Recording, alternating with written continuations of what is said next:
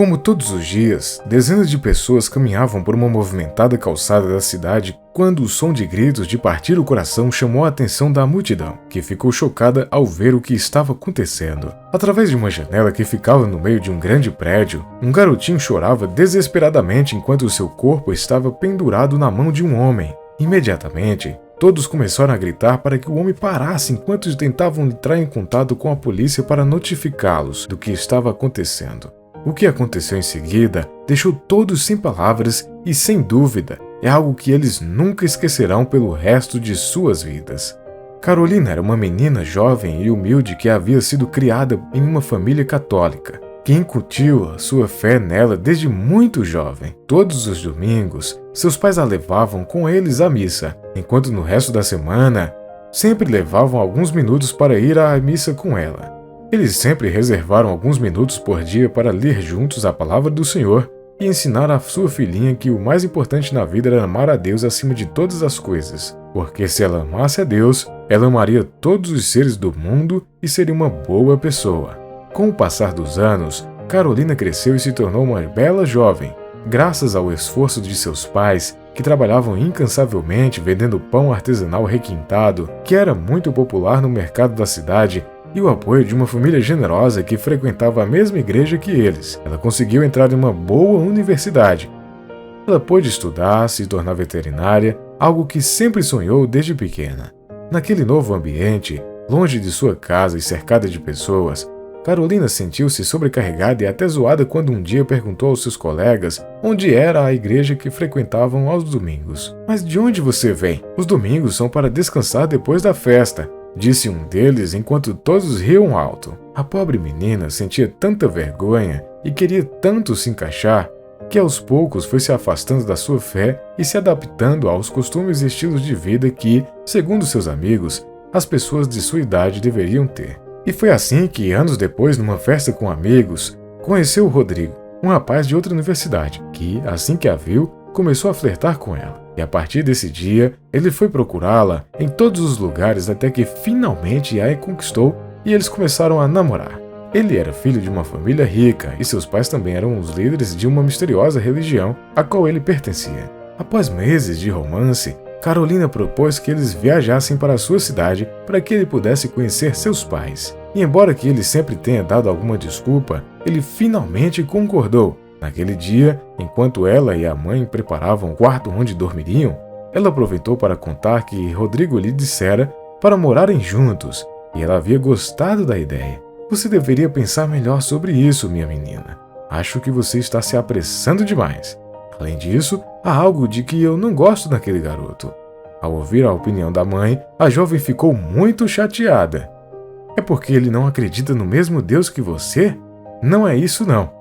É que há algo estranho em não me dar explicações. Eu não quero ouvir você. Rodrigo tem razão em não querer vir aqui. Você não sabe nada sobre o mundo real." Desde aquela visita, Carolina se afastou completamente dos pais. E como havia planejado, mudou-se para o apartamento do namorado para começar uma nova vida com ele. Embora no início tudo parecesse cor-de-rosa, aos poucos, as crenças inusitadas de Rodrigo começaram a se transformar em um verdadeiro pesadelo para Carolina, que então acabava de descobrir que estava grávida.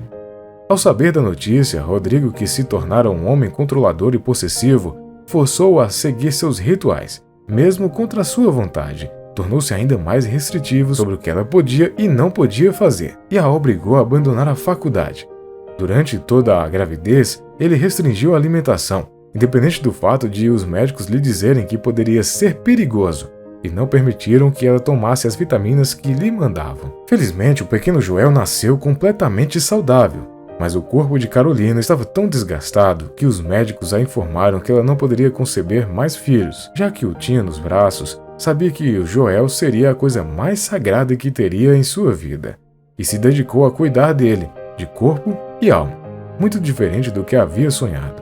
Isso não foi fácil, porque sua principal ameaça era seu pai e seus rituais constantes, que também envolviam o pequenino, e aos quais ela não podia recusar, porque se o fizesse, ele garantiu que usaria seu dinheiro para levá-lo longe e ela nunca mais o veria.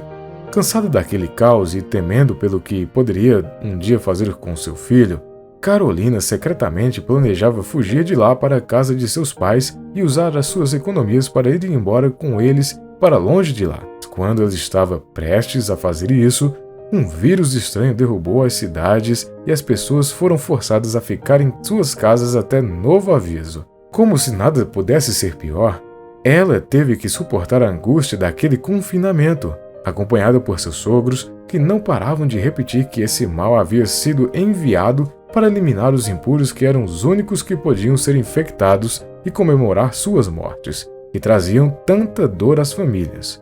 Naquela manhã, os gritos de Joel acordaram Carolina, que, vendo o que o marido estava prestes a fazer, começou a gritar por socorro e implorar que ele parasse. Nos últimos dias, o menino estava caído e parecia um pouco doente. Então Rodrigo decidiu entrar em contato com o médico da família para examiná-lo e fazer alguns exames que confirmaram que o menino havia sido infectado.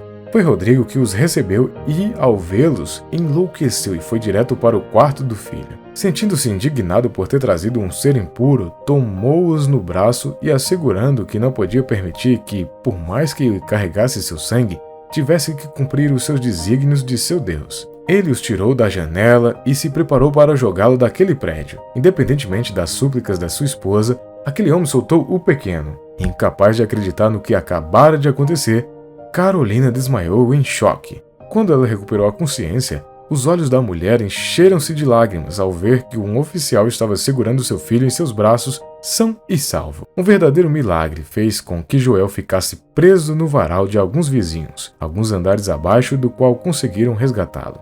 Alguns momentos depois, avisados por dezenas de testemunhas, as autoridades arrombaram a porta do apartamento e prenderam Rodrigo, que nem seus milhões, nem seu poder poderiam salvá-lo de ser condenado a passar o resto de sua vida na prisão. Carolina recebeu permissão especial para ir para a casa de seus pais assim que o menino estivesse curado. E quando ela chegou, eles a receberam com a maior das emoções. Algo nos disse que você não estava bem, então não houve um dia em que não nos ajoelhássemos para orar e pedir pelo seu bem-estar e do nosso neto. Foi um milagre, exclamou seus pais depois de ouvir o que havia acontecido. O que você acha dessa história? Você acha que Carolina errou ao não ouvir a sua mãe e deixar de lado sua fé para outras pessoas? Deixe-me saber sua opinião aqui nos comentários.